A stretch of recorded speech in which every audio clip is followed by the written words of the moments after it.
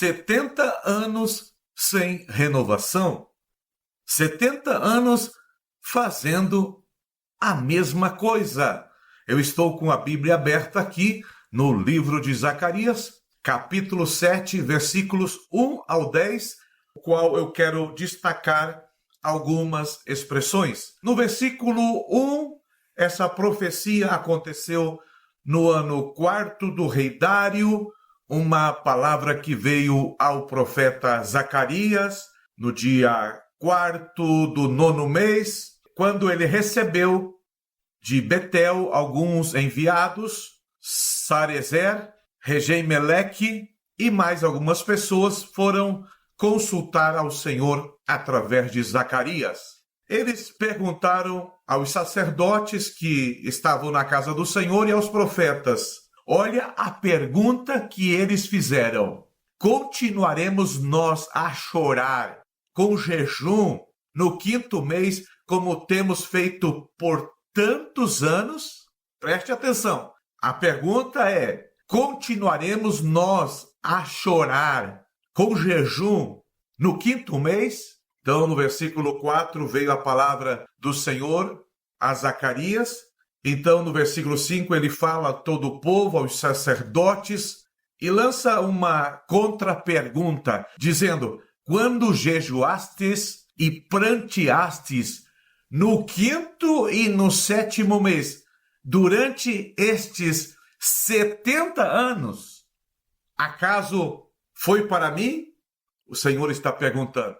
Eles faziam 2 jejuns, no 5º e no 7º mês, durante 70 anos. E agora, através do profeta Zacarias, o Senhor está perguntando: esse jejum do mês 5º e do mês 7º que vocês fizeram durante 70 anos foi para mim? E a resposta de Deus para eles foi: não, o que vocês comeram, o que vocês beberam, ou o que vocês choraram, o que vocês fizeram foi para vocês e não foi para mim. O que o Senhor quer então através do profeta Zacarias? Ele vai pedir aqui, na continuação do texto, no versículo 9 e versículo 10, 4 coisas que aquele povo devia fazer. 1. Executar juízo verdadeiro. 2. Mostrar bondade e misericórdia, cada um ao seu irmão. 3. Não oprimir a viúva, nem o órfão, nem o estrangeiro, nem o pobre. 4. Não intentar o mal contra o seu próximo. Olha a pergunta que eles fizeram. Continuaremos nós a chorar com jejum no 5º mês e no 7º mês, como a gente vem fazendo durante 70 anos? Há perguntas na Bíblia que não envelhecem. Elas atravessam séculos e chegam até nós com a mesma força que foram feitas ali nos dias do profeta Zacarias, no capítulo 7. Uma pergunta aparentemente espiritual, mas profundamente reveladora. Continuaremos nós a chorar e jejuar como temos feito estes 70 anos? Essa pergunta não veio de gente ímpia, veio de pessoas religiosas, veio de um povo que mantinha práticas espirituais há décadas, 7 décadas, 70 anos. Veio de pessoas que sabiam jejuar, que sabiam chorar, que sabiam cumprir esses rituais. Mas a resposta de Deus não foi um elogio, Deus fez um confronto para eles. Essa história aconteceu no 4º ano do reinado de Dário. Esses homens foram enviados de Betel para consultar o profeta Zacarias.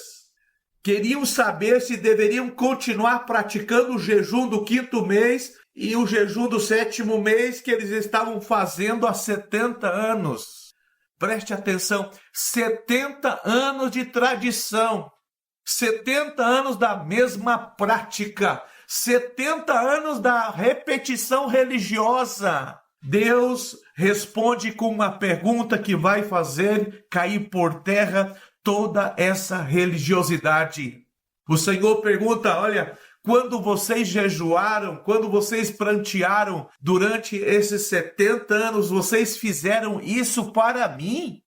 Eles não fizeram para o Senhor, eles fizeram para eles fizeram por causa da tradição, eles fizeram por causa do costume, eles fizeram por causa de um hábito que criaram durante 70 anos. Deus não estava impressionado com a duração do jejum, não estava admirado com a disciplina deles. O Senhor estava questionando a motivação deles. Porque é possível praticar atos religiosos por décadas e ainda assim não agradar a Deus. É possível as pessoas hoje estar jejuando sem quebrantamento.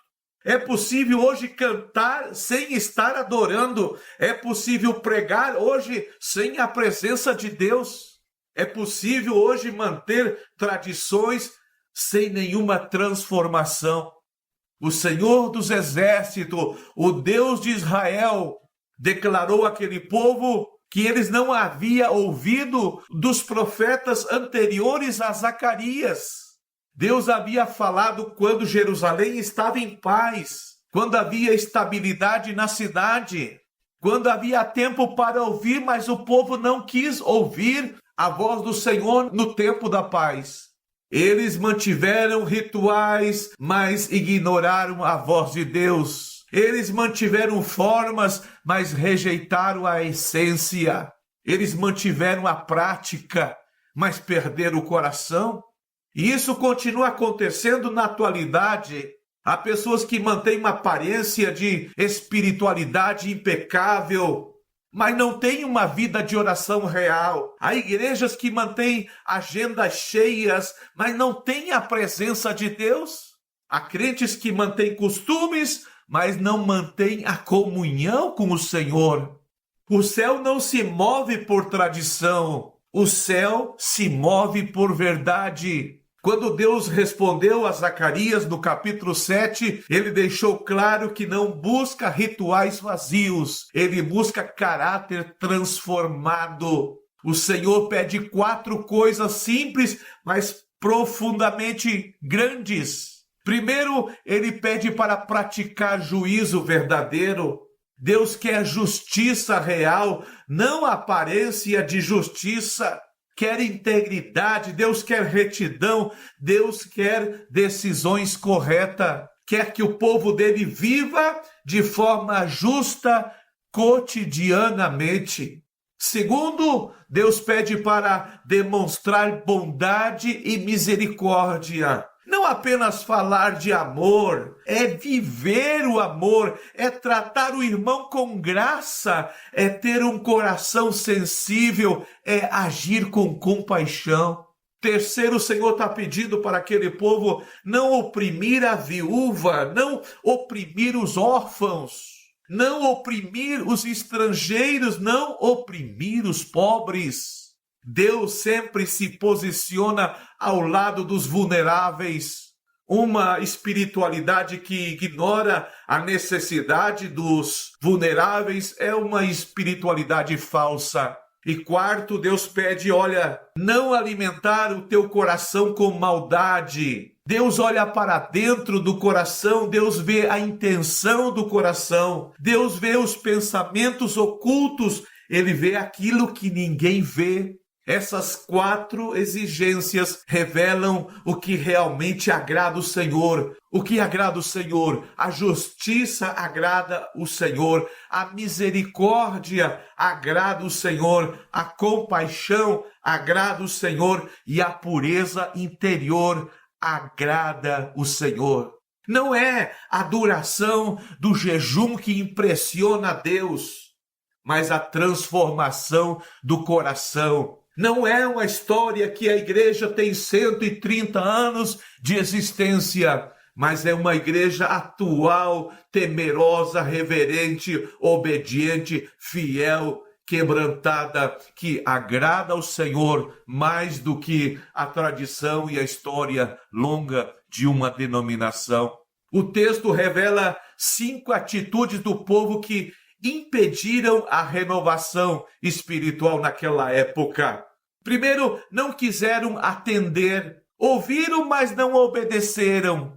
Receberam as palavras dos profetas do Senhor, mas não se submeteram a essas palavras. Segundo, se tornaram rebeldes porque resistiram à direção de Deus, preferiram manter seus próprios caminhos, suas próprias tradições, seus próprios costumes. Terceiro, diz o texto que viraram as costas para Deus. Deus falava e eles se afastavam, Deus chamava e eles ignoravam. Quarto, vai dizer o texto, ensurdeceram os ouvidos. Decidiram literalmente não ouvir, fecharam-se para a verdade. O quinto, endureceram o coração como diamante, tornaram-se insensíveis, não se quebrantavam mais, não se arrependiam mais. Ainda que eles estavam perguntando, devemos continuar chorando como a gente vem chorando e jejuando no mês quinto e no mês sétimo? Que tipo de lágrima é essa? Que tipo de choro é essa? É mecânico? Algo que não comove mais o coração de Deus. Existem essas atitudes ainda hoje. Gente que ouve sermões todos os domingos, mas não muda. A gente que frequenta cultos, mas resiste à correção do pastor, da palavra. A gente que conhece a palavra de Deus, mas endurece o coração. E quando o coração endurece, a renovação não acontece, o milagre não acontece. Diante da resistência do povo, Deus revela as consequências. Veio uma grande ira. O Senhor declarou: eu clamei e eles não me ouviram. Eles também clamarão e eu não vou ouvir eles. Há um momento em que a indiferença humana gera silêncio divino. Que você possa estar sempre sensível ao que o Senhor tem ordenado, ao que o Senhor quer, para não gerar este silêncio da parte do Senhor. A outra consequência foi que o povo foi espalhado entre as nações. A terra deles ficou assolada. O lugar que devia ser desejável se tornou desolado. Quando a presença de Deus se retira, até a terra que era fértil se torna vazia. Essa é uma advertência espiritual muito séria. Uma vida religiosa sem renovação produz uma desolação interior. Uma igreja cheia de atividades, mas vazia da presença de Deus, torna-se espiritualmente seca. Deus não quer apenas movimento, Deus quer vida. Vida na sua vida e vida na sua igreja.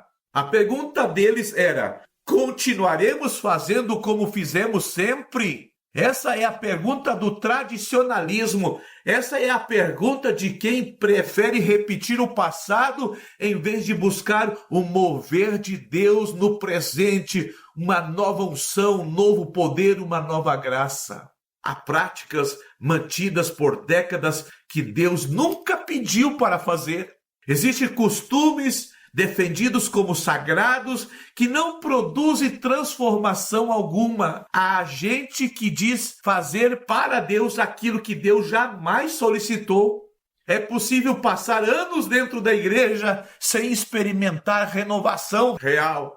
É possível manter formas externas enquanto o coração permanece distante. É possível defender estruturas e perder a essência. Muitas comunidades não se renovaram, apenas copiaram modelos, copiaram estilos, importaram práticas, reproduziram modismos. Outras se perderam em campanhas intermináveis, agendas cheias de atividades que substituíram o essencial. Em vez da presença de Deus, multiplicaram-se, performaram-se e, em vez de arrependimento, multiplicaram os eventos. Modernizações chegaram, tecnologia, luz, estrutura, métodos. Algumas igrejas têm até fumaça, mas modernidade não é renovação. Renovação é obra do Espírito Santo. Renovação é coração quebrantado.